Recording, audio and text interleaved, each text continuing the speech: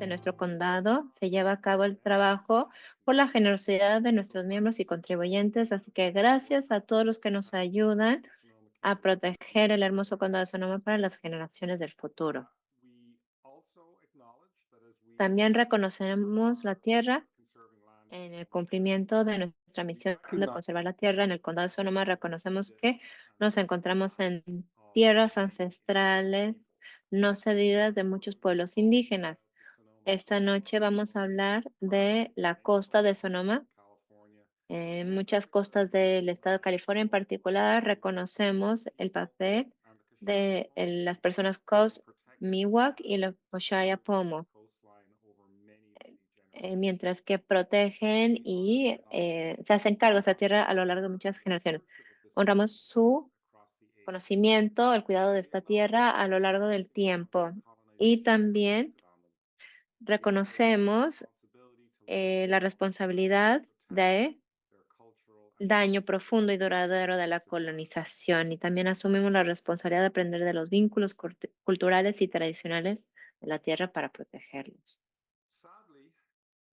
Tristemente, esta noche, como muchos de ustedes saben, perdimos a una colega muy valorada hace un par de meses eh, por un accidente trágico. Julia Elkin era una activista dedicada toda su vida, científica, analista de políticas y protectora de las tierras del condado de Sonoma, el condado de Marin y muchos lugares entre esta localidad. Era atleta del exterior, se dedicaba a educar a la gente sobre el medio ambiente y nosotros teníamos la esperanza de que ella fuera una de las líderes en la restauración de la costa en la zona de San Pablo, en la bahía de San Pablo. Tristemente, ya no está aquí con nosotros y dedicamos esta charla.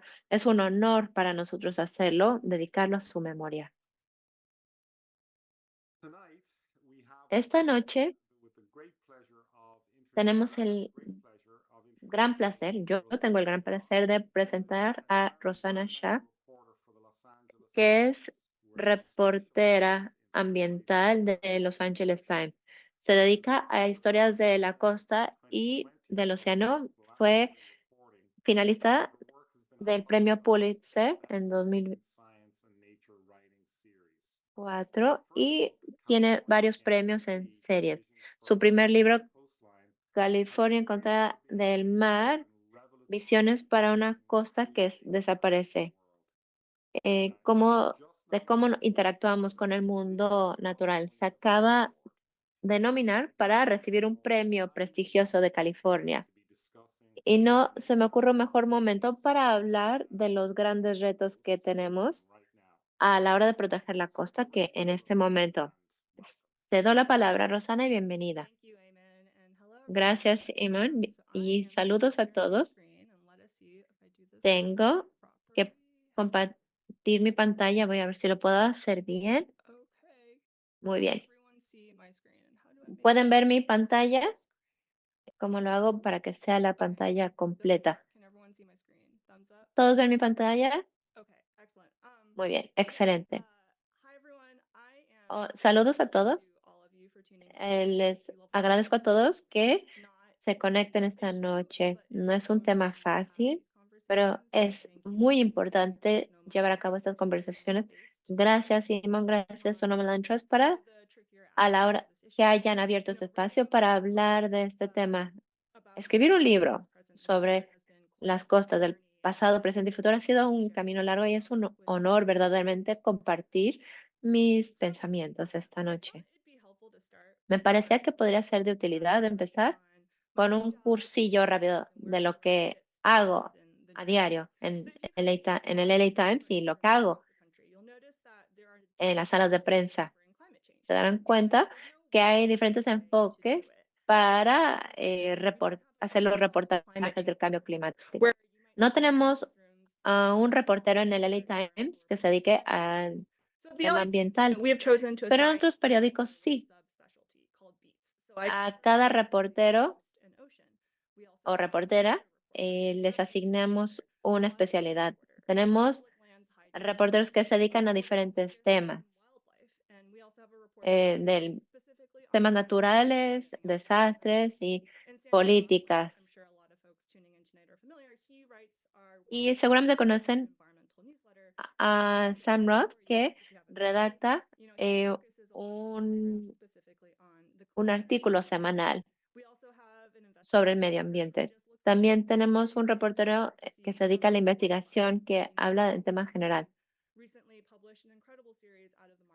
Se ha publicado una serie maravillosa en las islas y también estábamos viendo cómo toda la basura nuclear se echaba a las islas de una zona.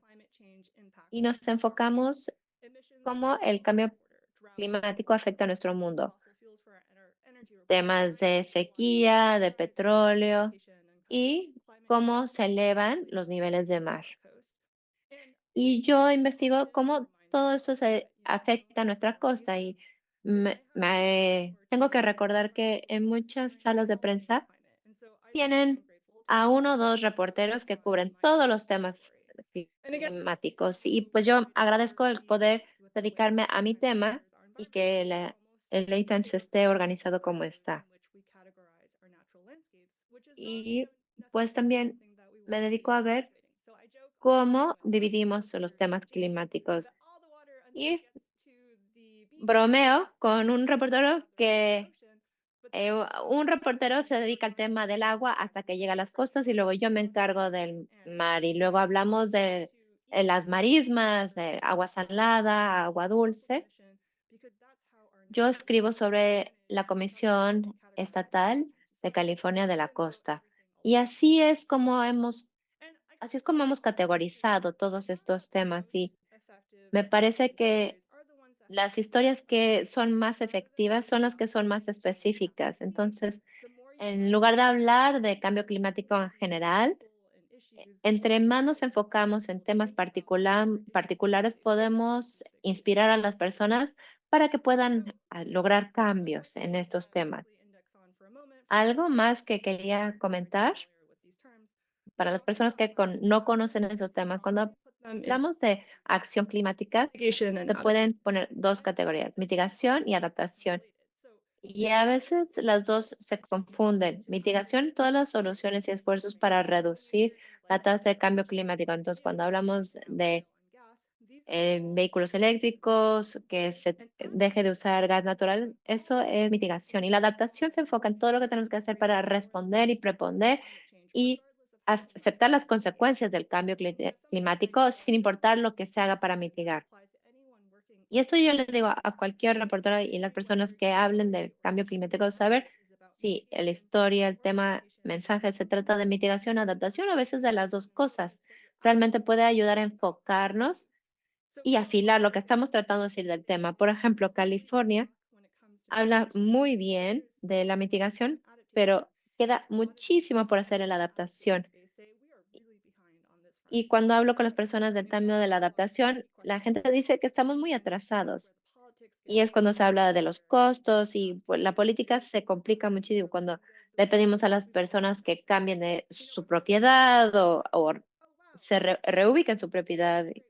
Bueno, a veces la gente dice, wow, California hace muchísimo por acción climática y cuando juntamos los dos temas, realmente se pierden muchos matices, especialmente en el tema de la adaptación. Entonces, yo me dediqué por completo a la subida de nivel del mar y hablando de la costa y hablando de la subida del nivel de mar, es una historia importantísima, especialmente en California.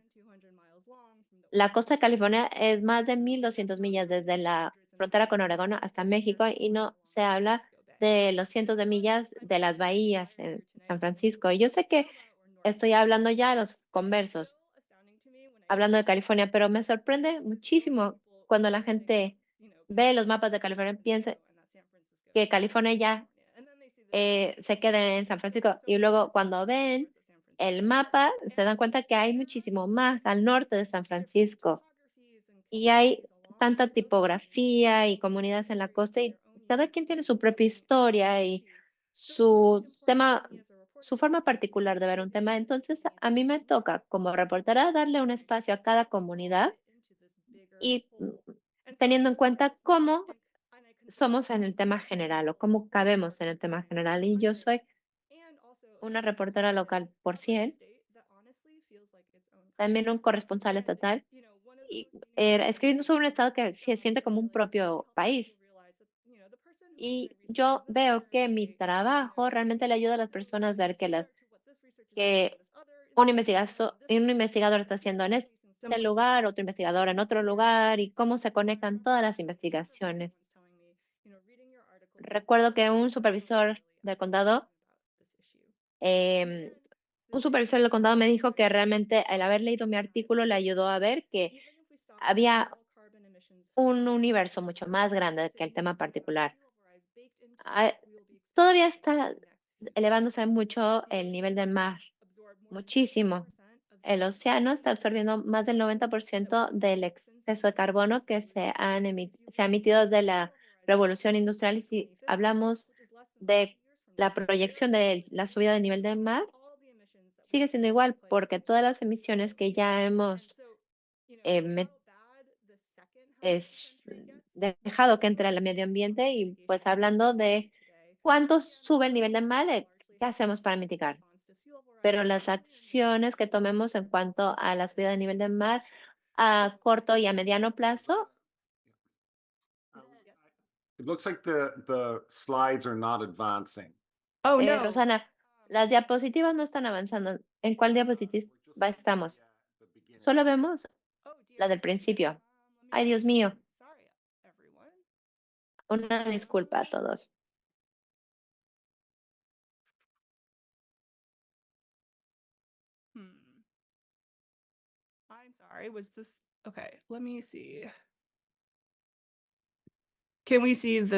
Voy a ver, ¿podemos ver esta diapositiva? Sí, Yes. sí. Yes. Aquí está la cobertura del LA Times. Mitigación contra adaptación.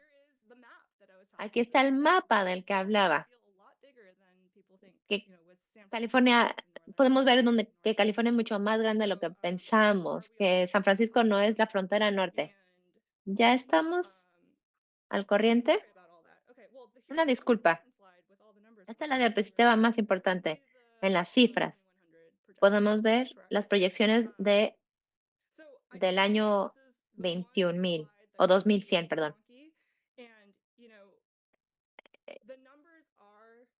Las cifras realmente mm, nos calan y es por eso que me dediqué a este tema. Estamos viendo que van a subir 7 pies el nivel del mar, dependiendo de cuánto mitiguemos, adaptemos a las emisiones del carbono. 370 miles de millones de daño a la propiedad por inundación. 66% de las playas podrían desaparecer en su totalidad para el final del centenio. Y el 100% de las marismas saladas, marismas de agua salada, desaparecerían. Y pues hay estudios nuevos cada vez que hablan de riesgo de desaparición y cuestiones realmente donde desaparece todo y presento algo donde las personas ven los temas y luego al día siguiente se los olvida porque hay un tema nuevo y luego empecé a determinar y me di cuenta que las cifras en sí no funcionan y no cuentan una historia. Las personas recuerdan las historias que se les cuentan, no los datos. Las personas recuerdan cómo se sienten en lugar de los datos en sí o la información en sí. Mi trabajo como reportera es tratar de transformar la información para que tenga mayor significado. Y un ingeniero postal me dijo que se sentía muy decepcionado después de un proceso público.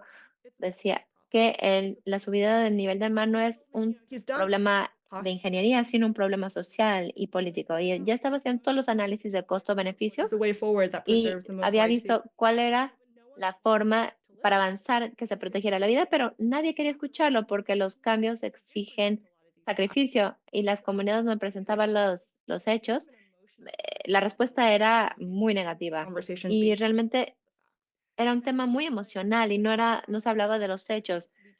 Y él decía, esto va más allá de mi pericia. No podemos hablar de ciencia simplemente para salirnos de esto. ¿Cómo avanzamos más allá de la ciencia? ¿Cómo se navegan las cifras y los hechos? Y fue cuando empecé a pensar, ¿cómo sería escribir un libro sobre este tema y realmente ayudar a las personas a reflexionar en las diferentes niveles? Yo dije, wow, me atacaron 90,000 stuck palabras. with Puedo escribir un libro, todo, porque a veces me limito con 1,500 palabras en un just artículo, pero me di cuenta que incluso solo en California, y me quería enfocar mi libro solo en California, ver hacia dónde llevar el libro y dónde enfocar mi historia. Fue muy difícil, muy difícil. Fui a muchas comunidades y me dificultó mucho escoger cuáles estudiar en profundidad. Y terminé con solo 13 capítulos y no solo writing this book really was just trying to redactar figure el libro.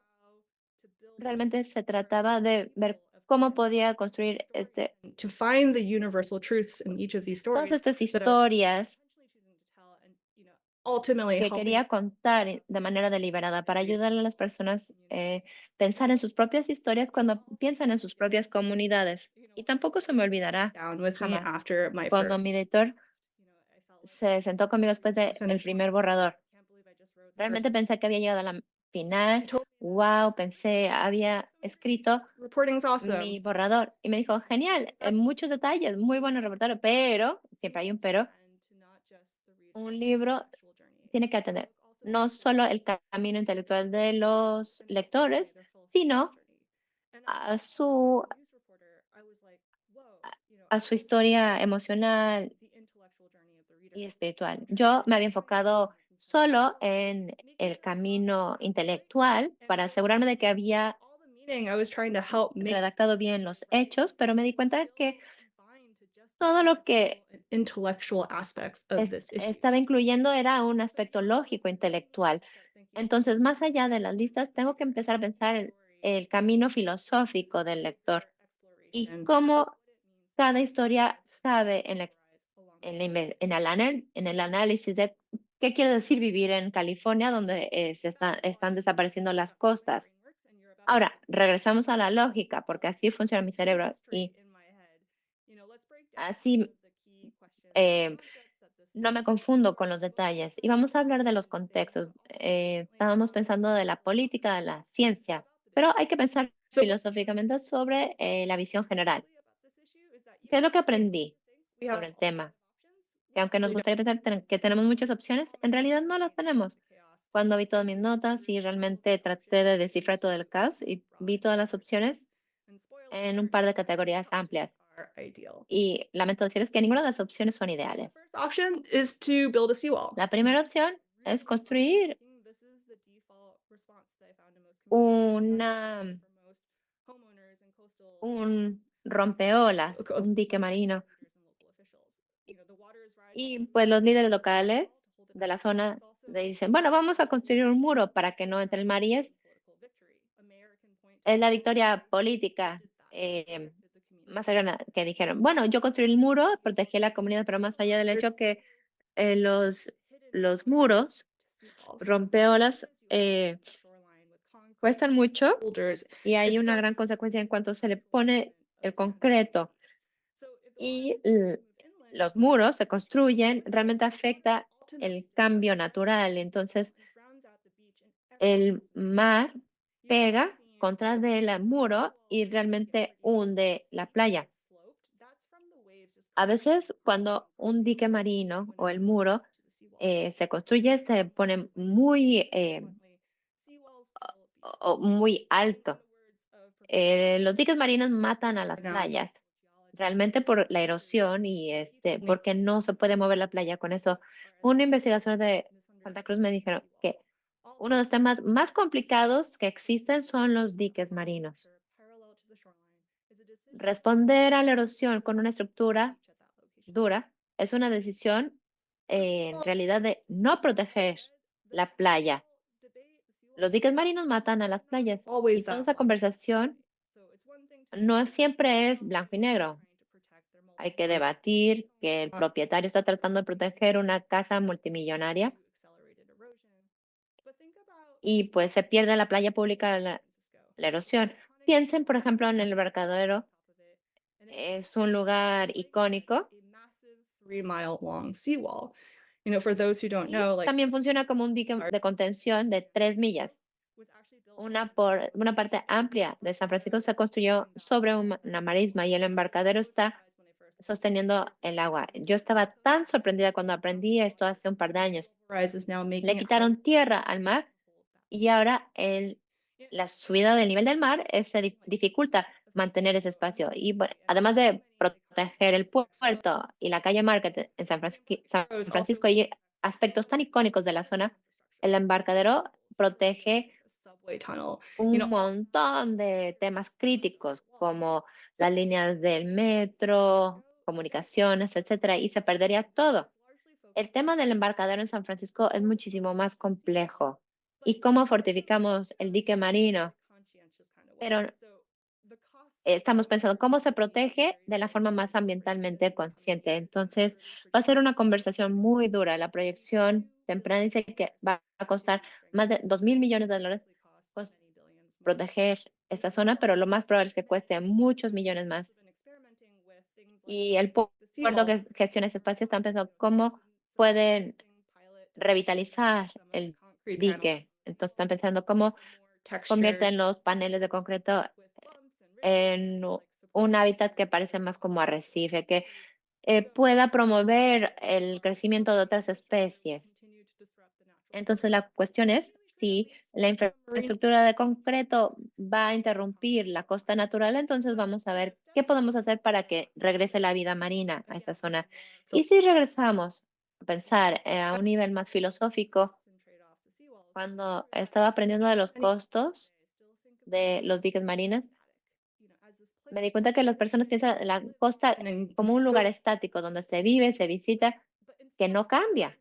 Pero de hecho, la costa es un proceso dinámico donde la tierra se reúne con el océano y está constantemente cambiando. Entonces, si vamos a una playa y hacemos una pausa y observamos la línea de la marea, nunca es igual cuando suben las olas a la costa y luego giramos y nos damos cuenta de las líneas de la costa y estamos construyendo infraestructura como la carretera, el tren, las casas que están en la costa. Nos damos cuenta que si tratamos de imponer algo permanente en un espacio, un proceso que no es permanente, entonces parte del cambio de la relación, el cambio de la relación con el océano es que hay que pensar que se supone que tendría que moverse.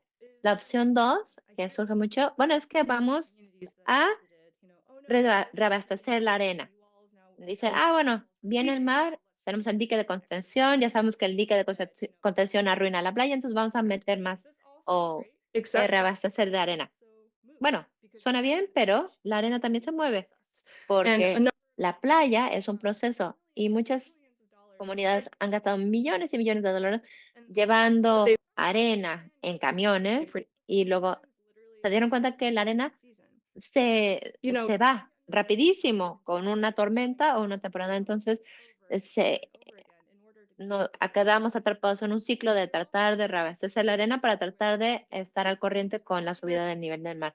Y bueno, ¿de dónde traemos la arena? ¿Y quién es propietario de la arena? Entonces, de la comunidad desea llevar arena como solución, nos vamos a acabar, se nos va a acabar la arena. Y se ve en la costa esta donde hay peleas por la arena y a quién le toca el acceso y quién puede usar la arena para reabastecer las playas. La opción 3 es elevar. Seguramente han visto las casas que están sobre zancos en la costa este, pero aquí no se ve tanto. Y bueno, surgen las conversaciones de formas interesantes en California. Estoy segura que las personas conocen el proyecto Caltrans, que está justo al norte de Bodega Bay. Un proyecto bastante caro que apenas se completó. Había un tramo de 1 milla crítico que estaba con tanta erosión que se tuvo que reducir a solo un carril por un tiempo. Y Caltrans hizo los cálculos y dijeron, el costo de reparar la carretera cada vez que una porción se cae al mar simplemente no merecía la pena. Hace poco elevaron ese tramo de la carretera en un puente y hicieron más para atrás la carretera. Y el puente en sí es masivo y muchas personas de la zona dijeron, el puente se ve horrible. Y realmente es muy sorprendente ver cómo ha cambiado el paisaje por ahí. Muchas personas aceptaron el proyecto porque cuando elevaron la carretera, Caltrans pudo qui- eh, quitar una zona problemática que estaba afectando la marisma. Y bueno, cuando con este proyecto se mejoró la marisma. Y tengo que recordar que esta solución no va a ser en todos tipos. Hay que tener el espacio y hay que tener el apoyo y el convencimiento de la comunidad y reconfigurar este ambiente construido cuesta bastante. Pues elevar 1 milla de carretera costó más de $70 millones. Y yo sé que algunas personas que estén escuchando esta noche conocieron las conversaciones de, de elevar la carretera 37, pero el costo de eso es hasta más alto, porque estamos hablando de miles y miles y miles de millones de dólares y no se va a poder hacer en toda la costa. La opción 4 es reubicarse. Y pues esta retirada gestionada es complicadísima. Hay muchas personas, alcaldes, que no quieren hablar de eso porque una retirada suena como darse por vencido. Y pues hay que aceptar que el océano está entrando y hay que movernos antes de que estemos en el camino del océano. Había 10 casas en Gleason Beach y se ven restos de las casas que fueron abandonadas por la erosión, porque es retirada gestionada o retirada no gestionada. Y cada propietario tuvo que tomar la decisión de cuándo les tocaba moverse. Y hablar de la logística de la retirada gestionada o la reubicación planeada, hay que pensar que es un proceso a largo plazo. Es un tema político muy complicado. Hay muchas preguntas que se tienen que responder, cómo afecta esto al valor de la propiedad, si la madre naturaleza o las compañías de seguros van a decidir cómo se habla de este tema. Y quiero decir que hay muchas zonas que no se han desarrollado tanto, donde esta conversación no tiene que ser tan complicada. Hay terrenos para el ganado, la agricultura, que se puede regresar a los temas a que sea marisma. Y pues hay muchas personas que ven como la retirada gestionada puede ser como regresar a la naturaleza, zonas que han sido industrializadas. Y creo que los temas de la reubicación gestionada no tiene que ser una vencida. Nos da una oportunidad de reconsiderar y reimaginar cómo queremos que sea la costa en unas décadas. También ha habido una serie de proyectos interesantes que eh, incluyen la categoría de comprar tiempo. Es reconocer que vamos a tener que hacer cambios más dramáticos en el futuro, pero necesitamos tiempo. Mientras tanto, ¿cómo respondemos a estas inundaciones que cada vez son más frecuentes y a la erosión sin construir un nuevo dique de contención? Hay muchos proyectos de restablecimiento, restauración de la marisma y estamos pensando cómo podemos pensar el futuro, eh, afrontar el futuro, no simplemente regresar al pasado. Y los proyectos están ahora pensando utilizar sistemas naturales para proteger de la subida de nivel del mar para comprar tiempo. Un proyecto interesante en Cardiff State Beach, el condado de el condado de Sonoma, donde la carretera se estaba cerrando por inundación, pero no había la fuerza para reubicar la carretera. Entonces, la organización de conservancia pensaron en llevar piedras, grandes rocas, para ayudar a proteger, en lugar de construir algo de concreto, sino llevaron arena, dunas y rocas que les podían ayudar. Y y la arena que se trajo venía de una laguna que ya se estaba utilizando para eh, poder limpiarla. Y ese sistema de dunas que se generó sirve como protección de inundaciones nuevo, que es un poquito más natural que un simple dique de contención. Y para gestionar perdón, para citar a la gestora del grupo, que no podemos estar pensando que vamos a fallar. No podemos estar pensando que tenemos que traer piedras, diques de contención nueva. Hay que esforzarnos en dinero y tiempo y fuerza. Es considerar que se pueda planear bien para mover la carretera, pero lo difícil es comprar tiempo, también tarda. Y hablando de tiempo, yo he pensado mucho en esto. Todo eso que he descrito no solo requiere costos, sacrificios y dar unas cosas por otras, requiere tiempo. Todavía tenemos tiempo para reavivar las marismas antes de que se inunden. Son buenas noticias. Podemos tener tiempo para restablecer sistemas de dunas, pero rápidamente se nos está acabando el tiempo para empezar estos proyectos. Y realmente me ha asombrado ver cómo se desarrolla el proceso de planeación en toda la costa. Y hay muchos que hablo.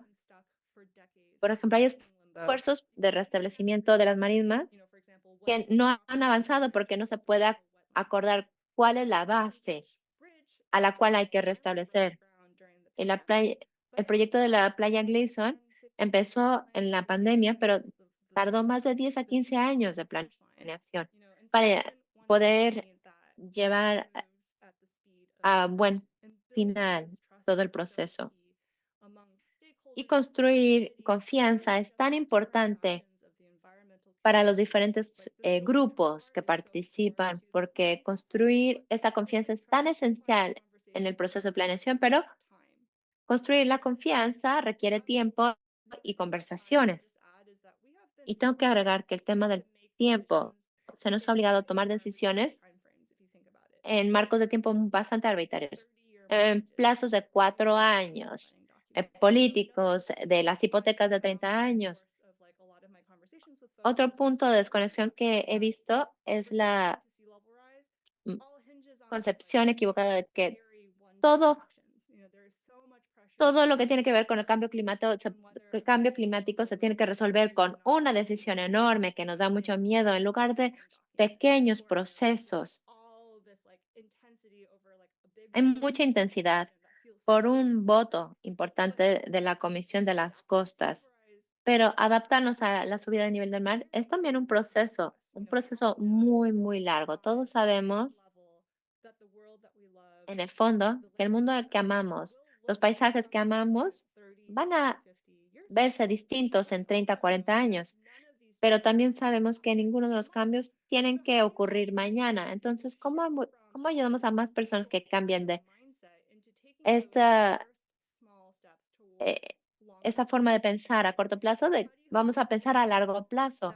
¿Cómo le ayudamos a las personas que lleguen a ese punto medio de transición? Ahorita estamos atorados en este punto de las conversaciones y a final de cuentas, ¿cómo hacemos que este proceso se sienta justo? Y esto realmente surge en muchas de las conversaciones que llevo o que tengo con las personas. A menudo pienso de A.R. Siders, está en la Universidad de Delaware y dijo, ¿cómo convencemos a las personas que coman brócoli hoy para que no tengan un ataque cardíaco en unas décadas?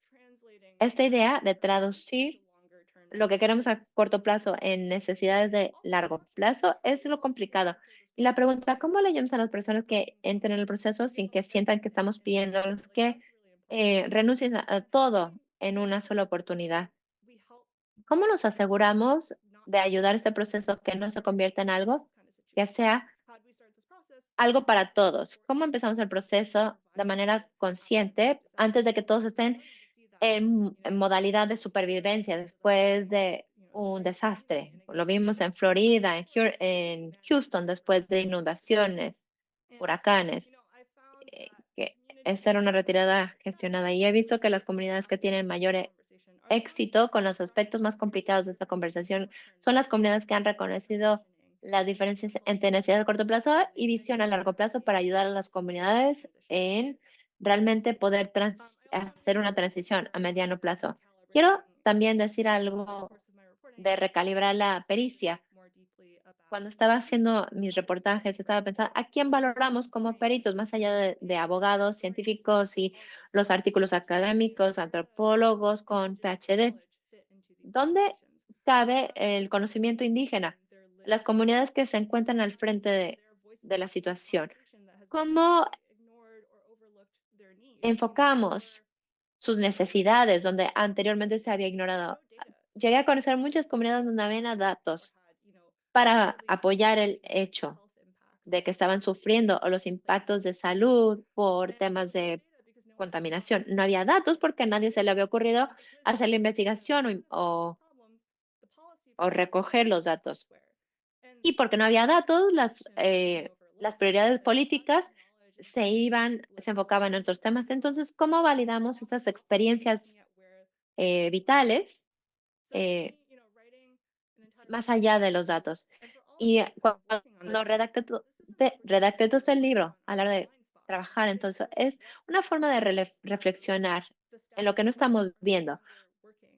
¿Qué aspectos del status quo ya no nos funcionan? ¿Qué aspectos del status quo pueden perpetuar de manera no intencionada y ver cuál sería la mejor intención para construir un mejor futuro?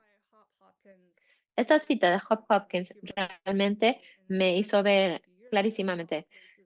Redactó esta cita en Sierra Magazine, en la revista Sierra Magazine, y yo les recomendaría que lo leyeran más.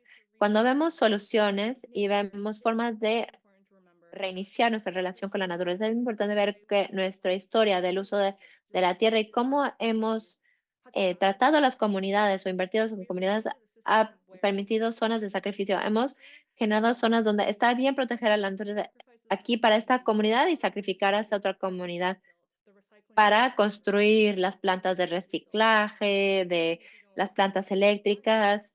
Aunque no queremos aceptar que dependemos de estas instalaciones y seguimos hablando de este tema de, de faltas, donde unas comunidades se benefician a costas de sacrificios de otras. Entonces, cómo nos aseguramos de que no estamos ayudando a una comunidad a expensas de otra comunidad?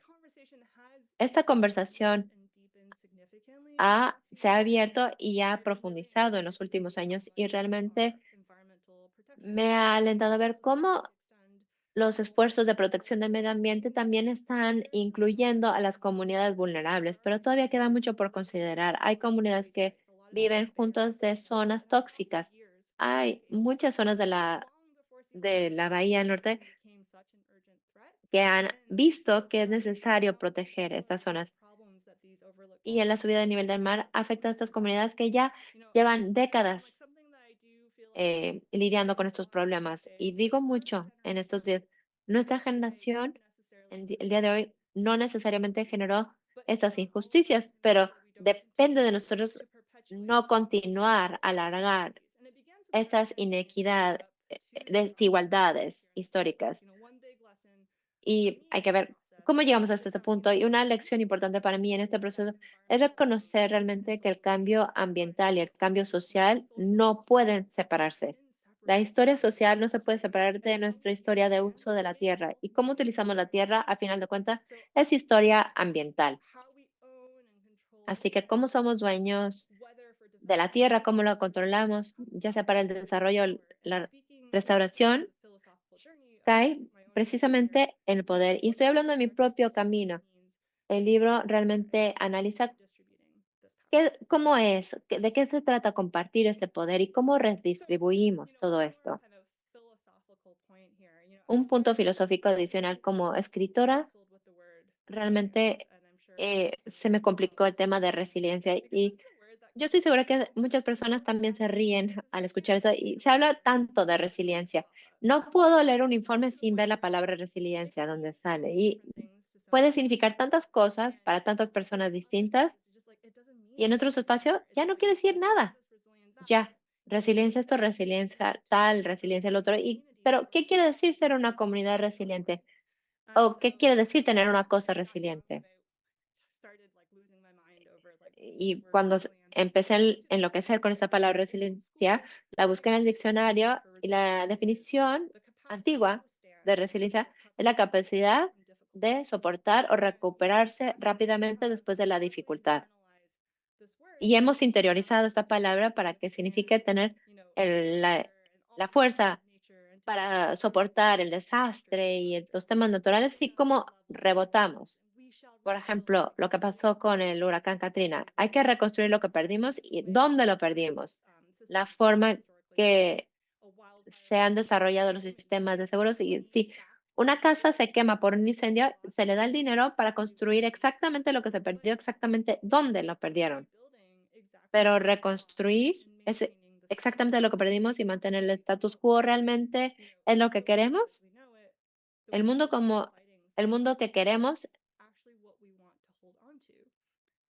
o bueno, el mundo que queremos proteger es realmente lo que estamos peleando por mantener. Y hay una cita en el libro donde Charles Lester en la costa de comisiones, en la en la Universidad UC Santa Bárbara, y realmente me hizo pensar, ¿qué quiere decir la resiliencia? Y me parecía interesante leer ese pasaje o esa cita del libro para ver cómo llegué en este camino de indagación. Y me han ayudado a pensar las múltiples capas de este tema. Voy a leer del capítulo 7. Él es Charles Lester, que se menciona aquí. Ha estado macerando esta palabra, resiliencia, que surge tanto en el cambio climático. Para los que estén pensando en el hombre contra la naturaleza, resiliencia quiere decir tener la fuerza para reconstruir después de una catástrofe, llegar a vivir como se vivía antes. La forma estándar que hablamos de la resiliencia es la capacidad de rebotar de regreso. Les te dijo, resiliencia es a menudo asegurarnos de cómo somos lo suficientemente esfuerzos para no cambiar. Pero ¿qué pasa si sí tenemos que cambiar? Más y más sociólogos, economistas, incluso ingenieros se están preguntando cómo o quién exactamente se beneficia de preservar el mundo que tenemos hoy. La riqueza de quién, la propiedad de quién, la historia de quién se preserva y se mantiene por mantener el status quo. Hemos visto el aumento de la gentrificación y la diferencia de la riqueza. Hemos visto que el costo de la vivienda en la zona costera aumenta muchísimo y se ha expuesto, se ha empobrecido el sistema político en muchos casos por el poder y los intereses particulares en lugar de tener el interés de la sociedad, de la comunidad. Entonces, en mi mente, tenemos que ver cómo adaptamos, pero va más allá de eso. Sacó un documento que se redactó en el 2020, escrito por Brian Walker, un ecologista reconocido en Australia, que presenta que la forma más amplia de pensar en la resiliencia es la siguiente. Resiliencia incluye saber cuándo una transformación no deseada es inevitable. Walker escribió, en lugar de transformarnos deliberadamente o una parte o la totalidad del sistema y cómo el sistema llega a valorar lo que se quiere y lo que se valora. La adaptación, a final de cuentas, se trata de una opción, la opción de qué se preserva, la opción de qué dejamos que cambie y decidir qué vamos a cambiar de manera deliberada, de una forma nueva que se imagina. Resistir al cambio quiere decir que estamos perdiendo la oportunidad de generar un futuro mejor, de permanecer sin cambio, es aceptar o comenzarnos en el mito de larga duración de lo que es el mundo en hoy y que pensar que ya no mejora. Ignorar esta opción es reparar la relación con la tierra con nosotros y creer y ver qué sistemas estamos no dejando ir. Los sistemas que se construyeron en desigualdad social, injusticia histórica y la fuerza intencionada de la naturaleza. Y hay que ver cómo las cosas tendrían que ser. Y bueno, vamos a ver cómo podemos atender estos cambios en los sistemas. La subida del nivel del mar es una oportunidad de pensar cómo reimaginamos esto, porque esto ya no nos funciona. Podría ser una oportunidad de transformación. Me encantó esa palabra cuando Charles Lester me presentó esa palabra. Y responder al aumento o la subida del nivel del mar es una forma de cómo nos adaptamos a este cambio. Este cambio no nos tiene que dar miedo.